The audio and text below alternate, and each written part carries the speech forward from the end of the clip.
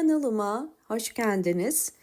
Bugün elimde çiçekleri solan 3 orkide var. Bu orkideleri çok uygun fiyata aldım. Marketlerde çiçekleri solan orkideleri çok indirimli bulabilirsiniz.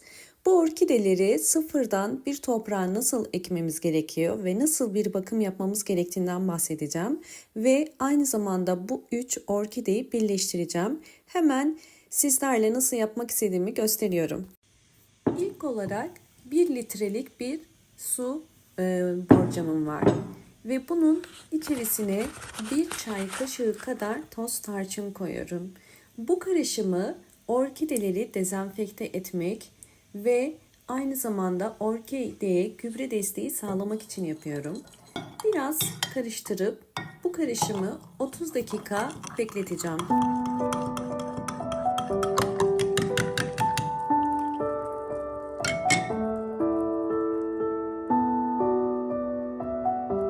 Suyu bekletirken aldığım bu orkideleri şimdi ilk olarak üzerlerinden poşetlerini çıkarıp orkideleri bakımına başlayacağız. Gördüğünüz üzere orkidenin kökleri gayet sağlıklı. Mutlaka bir orkide seçerken orkidenin ilk olarak köklerine bakmanız gerekiyor. Çiçekleri solmuş olsa bile orkidenin yaprak ve köklerinin sağlıklı olması önemli. Şimdi tüm poşetleri bu şekilde açıyorum.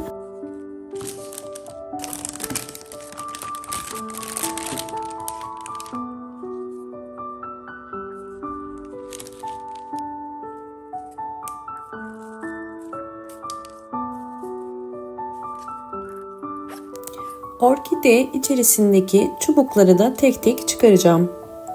Ve aynı zamanda bu orkidemizin solan çiçek dalını kesiyorum. Tamamen sarardığı için orkidenin dalını dipten kesiyorum.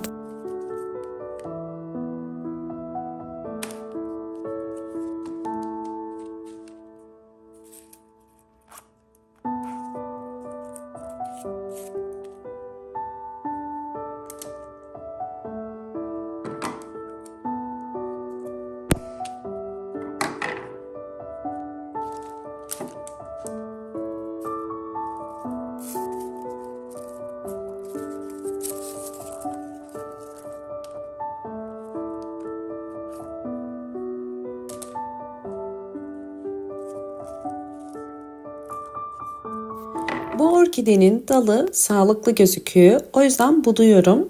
Boş boğumları kestim. Gördüğünüz üzere dolu boğumlar kaldı.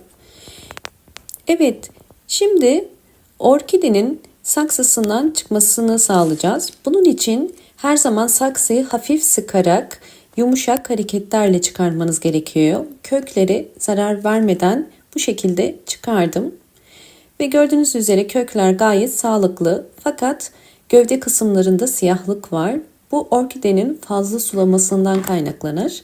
Fazla sulama sonucu orkide gövdesinde kararmalar oluşursa mantar hastalığına yakalanabilir. Bu yüzden mutlaka orkidelere kök rengine bakarak yani beyaza döndükçe su vermeyi unutmayın.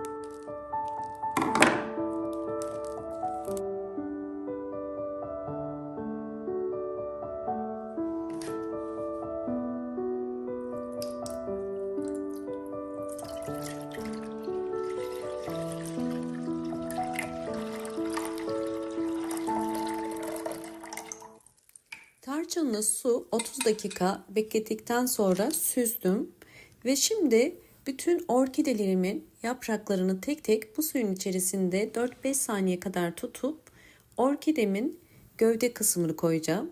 Bu işlemi yapmamın nedeni gövde kısmında kararmalar olduğu için daha fazla gövde kısmının suda kalmasını istemiyorum. Sadece yapraklarını bakın batırıp bu şekilde dezenfekte ediyorum ve köklerini dezenfekte edeceğiz bu suyun içerisinde. Sadece dezenfekte etmiyoruz, aynı zamanda tarçınlı su orkidelere hem antioksidan özelliği hem de bol vitamin desteği sağlar. Aynı işlemi diğer orkideye de uyguluyorum.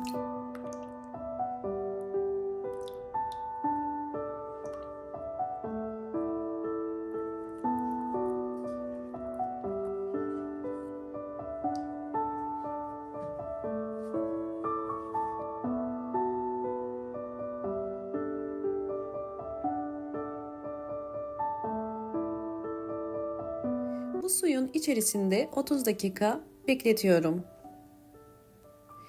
Bu esnada orkideler için bir saksı hazırlıyorum. Elimde bu saksı vardı.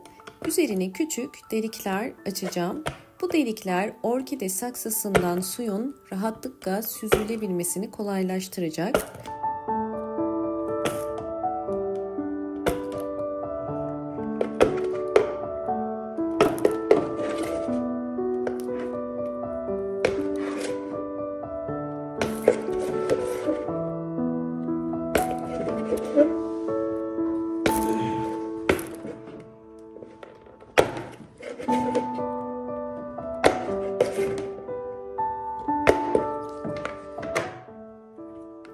Yeterince delikler açtım ve gördüğünüz üzere saksı şeffaf değil. Saksı şeffaf olmak zorunda değil. Önemli olan orkidenin yapraklarından ışık alması. Evet, 30 dakika bu suyun içerisinde beklettim. Şimdi orkidelerimi bu suyun içerisinden çıkarıyorum.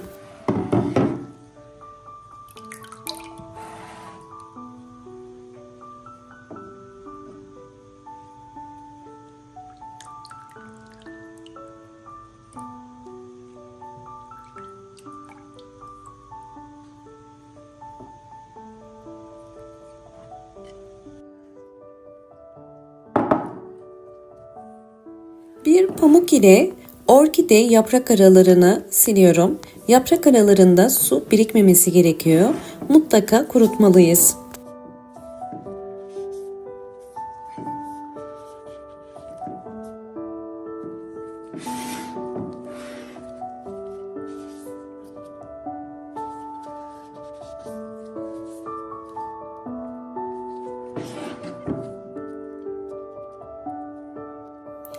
Videomu hemen beğendiyseniz beğen tuşuna basıp kanalıma da abone olarak bana destek verebilirsiniz. Aynı zamanda videolarımda İngilizce sesli dinleme özelliği de mevcuttur. Lütfen aktif hale getirmeyi unutmayın.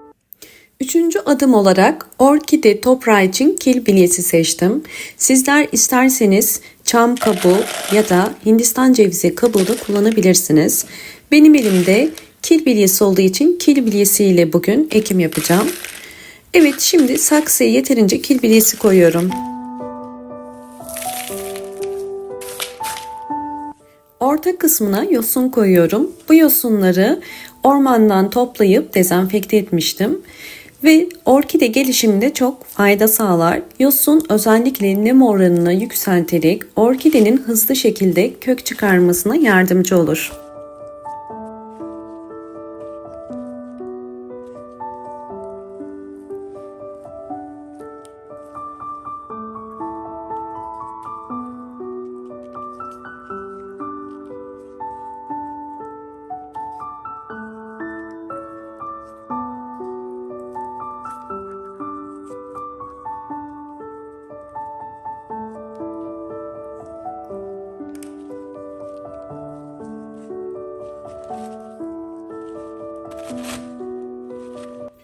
Orkidenin sabit durabilmesi için bir çubuk ile destekliyorum. Orkideyi ekerken alt kısmından toprağını biraz elinizle gevşetmeniz gerekiyor. Bu orkidenin yeni saksısına adapte olup hızlı bir şekilde kök çıkarmasını kolaylaştırır. Bu şekilde uyguluyorum.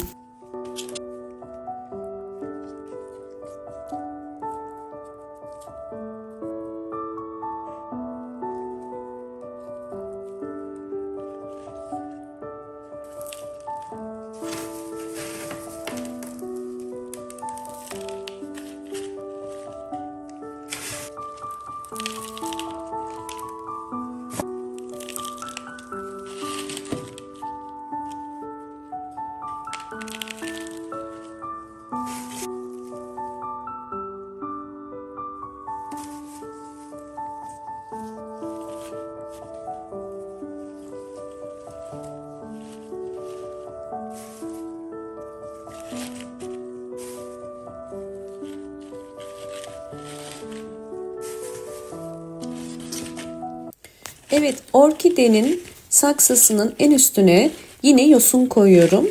Yosun özellikle gövde kısmında nemi dengeler. Böylelikle tüm saksıya yosunu yerleştiriyorum ve artık orkidemi ektim. Birden fazla orkideyi bu şekilde bir saksıda birleştirebilirsiniz. Sadece çok yakın ekmeyin.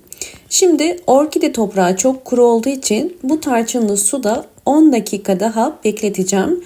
Böylelikle hem yosun hem de kil bilyesi de tarçınlı suda biraz daha kalmış olacak. Ve bir pamuk ile orkidenin üst kısmında biriken toprağı da alıyorum.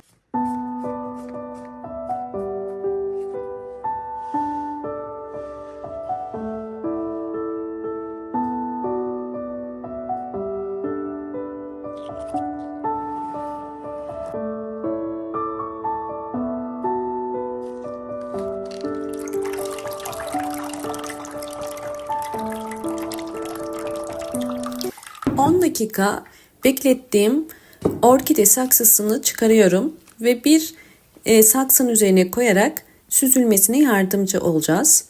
Bu orkideyi bol ışık alan bir pencere kenarına konumlandıracağım ve orkidemin tüm gelişim aşamalarını, aylar içerisindeki gelişimini tekrardan paylaşacağım.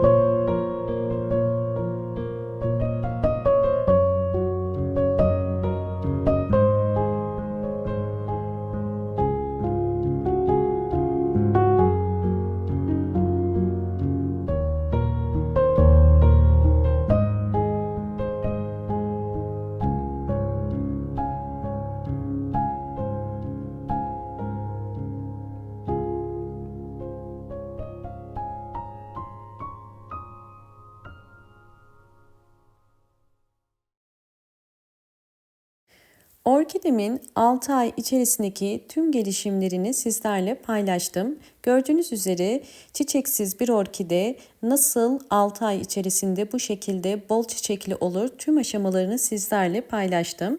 Sizlere bir orkidenin tüm gelişimlerini gösterebilmek için sürekli gelişimlerini ay ay takip edip ve bunları sizler için bir videoda topluyorum ve her bir videomda gerçekten çok fazla emek var. Bu yüzden sizlerden ricam, eğer videolarımı izliyorsanız beğenmeden geçmeyin. Çünkü her bir beğeniniz çok kıymetli. Her bir beğeni benim videolarımın daha fazla YouTube'da önerilenlere çıkmasına yardımcı olacaktır. Ve videolarımı beğeniyor, izliyor ama abone değilseniz lütfen abone olmayı da unutmayın. Umarım bu anlattığım tüm püf noktalar sizler için faydalı olur. Hoşça kalın, sağlıkla kalın.